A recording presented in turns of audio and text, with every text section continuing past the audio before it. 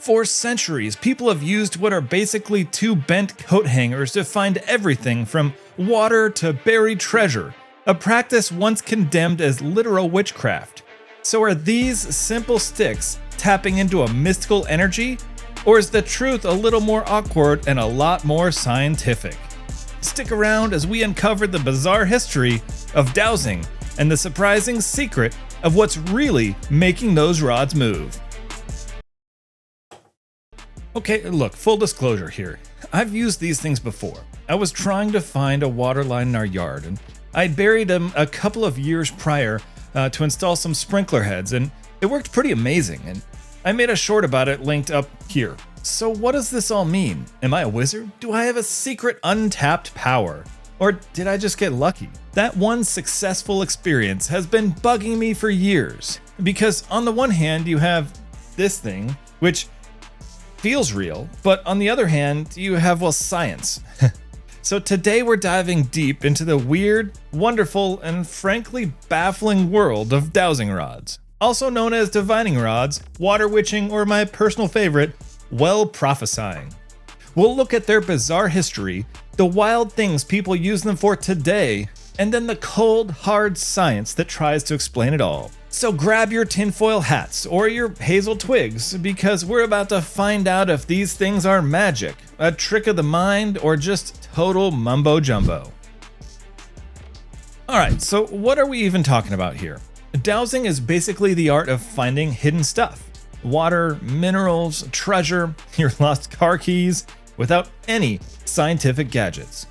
And it all comes down to the tools. First, you have the OG, the classic, the Y-rod. This is that forked branch you see in old cartoons, traditionally formed from a hazel or a willow tree. You hold it with the stem pointing forward, and when you find what you're looking for, it's supposed to dip down. This is willow witching. Then you've got the modern dowser's choice, a pair of L-rods. These are just two L-shaped metal rods, and most often copper, but honestly a couple of wire coat hangers will work just fine. In this case, I couldn't find copper and I didn't have metal hangers, so I just used some brass brazing rods. All you do is hold the short ends and the long ends point forward, and when you hit the jackpot, they're supposed to swing and cross to mark the X. And this is exactly what I used. It felt very official. For the dowsers who like to accessorize, there's also a pendulum, which is a weighted crystal or a metal bit that's on the end of a string.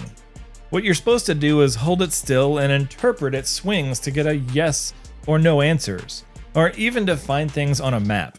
But no matter the tool, the core idea is the same. The object moves on its own, guided by some mysterious force to point you to your prize. The question is, what force? To figure that out, we need to hop into the time machine. Proponents will tell you dowsing is ancient, pointing to 8,000-year-old cave paintings or passages in the Bible. But the solid evidence really starts in a very specific place, 15th century Germany.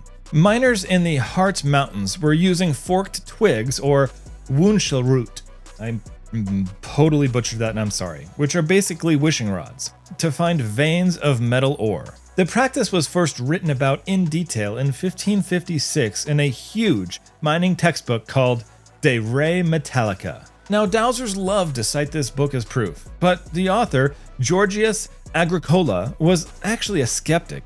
He basically said a smart miner should look at the rocks, not make use of an enchanted twig.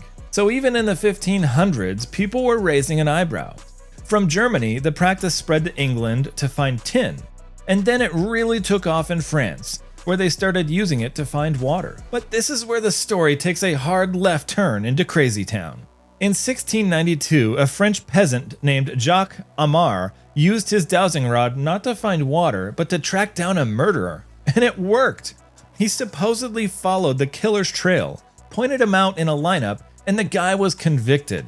Suddenly, dowsing wasn't just a craft, it was a supernatural power. And that got the church's attention. The Inquisition declared that using a dowsing rod for justice was basically witchcraft, an instrument of the devil. So dowsing was pushed into the realm of folklore. And the folklore is amazing. You had to cut your rod at a specific time, like a new moon. Only certain people could do it. Maybe it was inherited, or maybe you had to be the seventh son of a seventh son. It was a whole ritual. So that was then. Well, what about now? The list of things people use dowsing for has expanded a lot. Of course, you still have the practical stuff. Finding groundwater is the big one, like we did. But some modern utility workers and electricians swear by it for finding old pipes or cables that electronic locators just can't pick up. But then you get into the wilder stuff. In the world of alternative health, dowsers use rods to find geopathic stress. That's bad vibes from the earth that supposedly make you sick. They use them for aura cleansing and picking out homeopathic remedies. The ghost hunters use them all the time. They program their rods for yes or no answers and try to have conversations with spirits. Crossed rods for yes, open for no.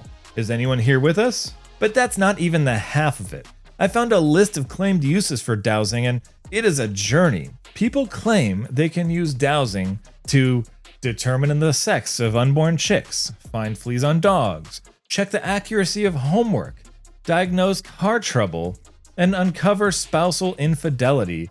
And my absolute favorite is for amateur astronomers to determine if other planets are inhabited. I mean, forget the James Webb Telescope. Just give me 2 coat hangers and a question. So, how on Earth, or off Earth apparently, is any of this supposed to work? This is where you get 2 very different answers. So first, let's hear from Team Dowsing. Their explanations range from the science-y to the straight-up mythical. On the more grounded end, you have theories about electromagnetism. The idea is that flowing water or metal ore create a disturbance in the Earth's magnetic field, and the dowser's body or the rods can somehow detect it.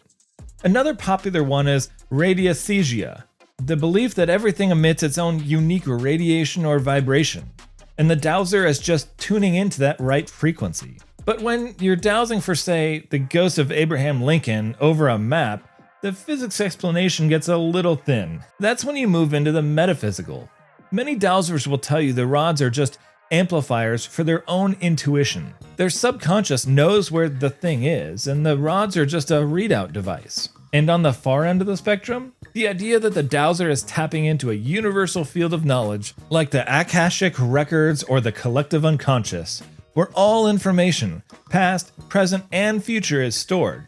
Okay, so that's one side. Now for the other. What does the scientific community have to say? Well, they have an explanation too, and it has nothing to do with Earth rays or cosmic libraries. It has to do with your own brain. It's called the Ideomotor phenomenon. The ideomotor effect is a psychological principle where a thought or suggestion causes you to make tiny, unconscious muscle movements. You're not aware you're doing it. Think about a Ouija board. No one is consciously pushing the planchette, but it moves because everyone's subconscious expectations are making their hands move in tiny, imperceptible ways. It's the same with dowsing. The dowser is concentrating, expecting the rods to cross. That expectation triggers minuscule, involuntary muscle twitches in their hands and arms. Because they don't feel like they're doing it consciously, the movement feels external and mysterious. It feels like magic. But wait, you say, the rods don't just twitch, they swing with force. And you're right. That's because dowsing rods are basically motion amplifiers. Think of a marble balanced perfectly on a sharp roof ridge. It's in a state of unstable equilibrium, and the tiniest puff of wind is enough to send it rolling dramatically down. Dowsing rods held loosely are the same. Those tiny, unconscious muscle twitches are all it takes to disrupt the balance and create a big, sudden, and very convincing movement. The scientific explanation is a 1-2 punch. Your brain gives an unconscious nudge, and the rods turn that nudge into a haymaker. Theories are great, but the real test is, well, a test. And dowsing has been put to the test many, many times. To do it right, you need what's called a double-blind experiment. This means not only does the dowser not know where the target is, but the person running the experiment and recording the results doesn't know either. This prevents the experimenter from accidentally giving away clues with their body language. A quick glance, a slight tensing up. It's critical. So what happens when you test dowsing under these strict conditions? Well, time and time again, the results are the same. Dowsers perform no better than random chance. One of the most famous tests was the Castle study in Germany. They buried a bunch of plastic pipes and would pump water through just one of them. 30 expert dowsers were brought in to find the pipe with the flowing water. The result? Not a single one did better than just guessing. There was another big one called the Munich experiments that dowsing proponents love to cite, because the initial report claimed a few dowsers were successful. But when other scientists reanalyzed the data, they found the statistics were flawed. The so-called successes were just the kind of random flukes you'd expect to see by chance. The pattern is incredibly consistent. The more you control for cheating, luck, and subconscious cues, the more supposed dowsing effect just vanishes. So what about my farm story? This brings us back to the beginning. Back to me, on the farm, watching those rods cross right over that pipe. So what happened there? Was it a glitch in the matrix? The science gives us a few logical, if less exciting possibilities. First, there's the Ideomotor effect that we talked about. Maybe I subconsciously saw cues I wasn't aware of. A slight depression in the ground, a change in the vegetation. My brain picked up on it. My hands twitched, and the rods amplified it. I didn't feel like I did it, but my brain was the real detective. Second, there's confirmation bias. We love to remember the one time it worked and forget the 9 times it didn't. How many dry holes have been dug because of dowsing? We don't tell stories about those. And finally, and this is the big one for water witching, in many places, it's actually not hard to find water. The US Geological Survey points out that groundwater isn't usually in narrow underground rivers like people think. It's often spread out everywhere. Drill deep enough and you'll probably hit it. So a successful dowsing can just be a lucky guess in a target-rich environment. Are these dowsing rods magic? The evidence overwhelmingly says no. They're not detecting water, ghosts, or alien life on Jupiter. But they are detecting something. They're detecting the subtle, unconscious movements of the person holding them. They're a window into our own minds, our expectations, our beliefs, and our incredible capacity for self-deception. And honestly, that might even be more mysterious and fascinating than magic. And as well, as long as it works and finds the water like it did for us, cool. But what do you think? Have you ever had an experience with dowsing that you just can't explain? Well, let me know in the comments below. Or maybe I'm wrong.